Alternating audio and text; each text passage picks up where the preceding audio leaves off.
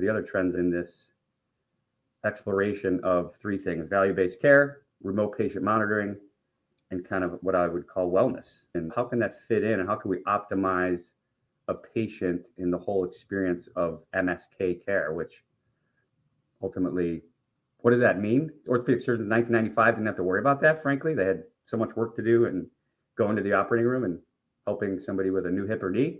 Whereas today, that's still what they're doing, and they're proficient, and we love working with them. And it's amazing to see the recovery and these patients restore the quality of life.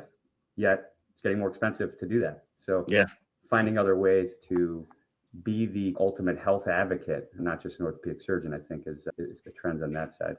Absolutely. Yeah. And it's funny that you picked the year 1995 because there's a stat out there that's true. So the CDC considers an epidemic when an area that they're studying is over 20% of the way that in adverse way. So in 1995, no state had an obesity rate over 20%.